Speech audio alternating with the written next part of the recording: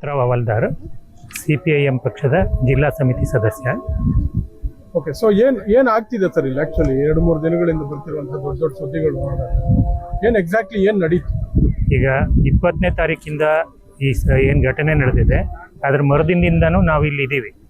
CPM ಪಕ್ಷ ಇಲ್ಲಿ ಏನು ಇದಕ್ಕೆ ದೌರ್ಜನ್ಯಕ್ಕೆ ಒಳಗಾಗಿದ್ದಾರೆ, ಅಂದರೆ ಈ ಮನೆಗಳು ಧ್ವಂಸ ಆಗಿದ್ದಾವೆ, ಅವ್ರ ಪರವಾಗಿ ನಾವು ನಿರ್ವಸತಿಕರ ಪರವಾಗಿ ಕೆಲಸ ಮಾಡ್ತಾ ಇದ್ದೀವಿ.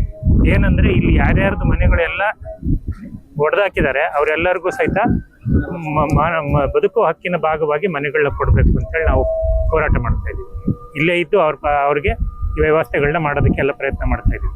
ಆದರೆ ಭಾನುವಾರದವರೆಗೂ ಅಂದರೆ 8-9 ದಿನದವರೆಗೂ ಯಾವುದೇ ಕಾರ್ಪೊರೇಟ್ರು, ಮಾಜಿ ಕಾರ್ಪೊರೇಟರ್ ಆಗಿರಲಿ, MLA ಆಗಿರಲಿ, ಮಿನಿಸ್ಟರ್ ಆಗಿರಲಿ, ಅಪೋಸಿಷನ್ MLA ಆಗಿರಲಿ, ಅಪೋಸಿಷನ್ ಲೀಡರ್ ಆಗಿರಲಿ, ಯಾರೂ ಬಂದಿಲ್ಲ 9 ದಿನದವರೆಗೂ.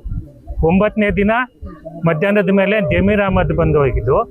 ಅಲ್ಲಿ ಅಷ್ಟರೊಳಗೆ ಏನಾಗಿತ್ತು, ಎಲ್ಲ ಹೋರಾಟಗಳು, ಪ್ರತಿಭಟನೆಗಳು ಪ್ರಾರಂಭ ಆಗಿದ್ವು.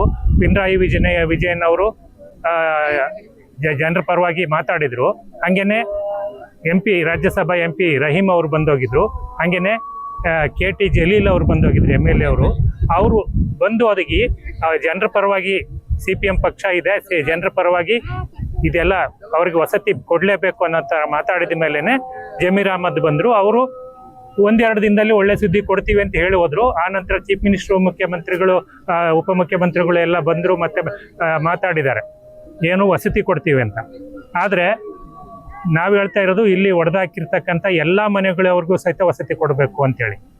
ಅವರು ಅರ್ಹರಿಗೆ ಮಾತ್ರ ಕೊಡ್ತೀವಿ ಅಥವಾ ಕನ್ನಡಿಗರಿಗೆ ಮಾತ್ರ ಕೊಡ್ತೀವಿ ಅನ್ನೋ ಥರ ಹೇಳೋದಿದ್ದೆಲ್ಲ ಅದು ಸರಿಯಾದ ಕ್ರಮ ಅಲ್ಲ. ಎಲ್ಲರೂ ಮನೆ ಕಳ್ಕೊಂಡಿದ್ದಾರೆ, ಎಲ್ಲರಿಗೂ ಮನೆ ಕೊಡಬೇಕು, ಆ ಕೆಲಸ ಆಗಬೇಕು ಅಂತೇಳಿ CPM ಪಕ್ಷ ಒತ್ತಾಯ ಮಾಡ್ತದೆ. ಹಾಗೆಯೇ ಇಲ್ಲಿ ಬಡವರಿದ್ದಾರೆ, ಯಾರೂ ಸಹಿತ ಮಧ್ಯಮ ವರ್ಗದವರಿಲ್ಲ, ಯಾರೂ ಸಹಿತ ಶ್ರೀಮಂತರವರು ಆ ಥರದವರಿಲ್ಲ. ತೀರಾ ಬಡವರಿದ್ದಾರೆ, ಕೂಲಿ ಮಾಡ್ಕೊಂಡು ಬದುಕುವಂಥ ಕೆಲಸ ಅಥವಾ ಭಿಕ್ಷೆ ಬಡ್ಕೊಂಡು ಬದುಕುವಂಥ ಕೆಲಸನ ಮಾಡ್ತಾ ಇದ್ದೇವೆ, ನಿರಂತರ ಇರೋದು ಇಲ್ಲಿ ಇರ್ತಕ್ಕಂಥದ್ದು. ಹಾಗಾಗಿ ಎಲ್ಲರಿಗೂ ಸಹಿತ ಇರಲಿಕ್ಕೆ ಮನೆ ಕೊಡಬೇಕು. ಹಾಗೇನೆ ಏನು BJPನವರು ಬಾಂಗ್ಲಾದೇಶಿಯರು ಅಥವಾ ಬೇರೆ ಪ್ರದೇಶದಿಂದ ಬಂದಿರೋರು ಅಂತೇಳಿ ವಾದ ಮಾಡ್ತಾ ಇದ್ದಾರಲ್ಲ, ಅವರ ಈ ಒಡೆದಾಳುವ ನೀತಿ, ಸಂಕುಚಿತ ಮನೋಭಾವನ ತೋರಿಸ್ತಾ ಇದ್ದಾರೆ ಹೊರತಾಗಿ ಅವರು ಜನರ ಪರವಾಗಿ 1% ಇಲ್ಲ ಅನ್ನೋದನ್ನು ಅವರ ವರ್ತನೆಗಳು ತೋರಿಸ್ತಾ ಇದೆ. ಅನವಶ್ಯಕವಾಗಿ ಸತ್ಯ ಶೋಧನಾ ಸಮಿತಿ ಮಾಡ್ತಾರಂತೆ.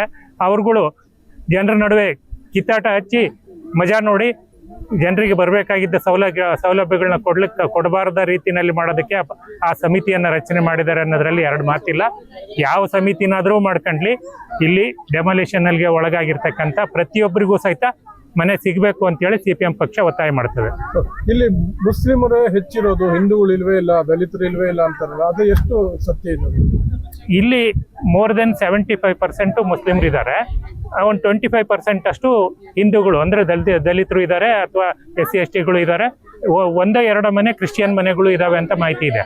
ಇದೆಲ್ಲದೂ ನೋಡಿದಾಗ ಹಿಂದೂಗಳು ಇಲ್ಲ ಅಂತ ಹೇಳೋದು ಇವರ ಅಜೆಂಡಾ, BJPಯವರ ಅಜೆಂಡಾ ಅಷ್ಟೇನೆ. ಹಿಂದೂಗಳು ಇದ್ದಾರೆ, ಅವರು ಮನೆಗಳು ಒಡೆದಾಕಿದ್ದಾರೆ, ಅವ್ರಿಗೂ ಮನೆಗಳು ಸಿಗಬೇಕು, ಎಲ್ಲರಿಗೂ ಮನೆ ಸಿಗಬೇಕು. ಮುಸ್ಲಿಮ್ರು ಆದರೆ ಏನು ಮನುಷ್ಯರಲ್ವ ಅವರು? ಮನುಷ್ಯತ್ವ ಬೇಡವಾ ಇವ್ರಿಗೆ? ಇಷ್ಟು ಕೊರಿಯೋ ಚಳಿಯಲ್ಲಿ ಅವ್ರು ಬದುಕ್ತಾ ಇರೋದು ಈ ಶೆಡ್ಗಳಲ್ಲಿ ಬದುಕ್ತಾ ಇರುವಾಗಲೇ ಕಷ್ಟಪಟ್ಟು ಬದುಕ್ತಾ ಇದ್ರು. ಈಗ ಶೆಡ್ಡು ಇಲ್ಲ, ಏನೂ ಇಲ್ಲ ಅನ್ನೋವಾಗ ಹೆಂಗೆ ಬದುಕ್ತಾ ಇದ್ದಾರೆ ಅನ್ನೋದ್ರ ಬಗ್ಗೆ ಕಾಳಜಿ ಬೇಡವಾ? ವಿರೋಧ ಪಕ್ಷದ ನಾಯಕರಾಗಿ ಮನುಷ್ಯತ್ವ ಇಲ್ಲದ ಥರ ಮಾತಾಡೋದು ಸರಿನಾ? ಹಂಗಾಗಿನೇ BJPಯವರು ಅರ್ಥ ಮಾಡ್ಕೋಬೇಕು, ಜನರ ಪರವಾಗಿ ಇದ್ದರೆ ನೀವು ನಿಮ್ಮ ಪರವಾಗಿ ಏನಾದರೂ ಜನ ಇರ್ತಾರೆ, ಇಲ್ಲದೇ ಇದ್ದರೆ ನೀವು ಬರೀ ಹಿಂದೂ ಮುಸ್ಲಿಂ ಜಗಳ ಹಚ್ಚಿಕೊಂಡು ನಿಮ್ಮ ಬೆಳೆ ಬೇಯಿಸ್ಕೊಳ್ಳೋದು ಇಲ್ಲಿ ನಡೆಯಲ್ಲ ಅನ್ನೋದನ್ನು ಅರ್ಥ ಮಾಡ್ಕೋಬೇಕು ಅಂತ ನಾನು ಹೇಳ್ತೀನಿ.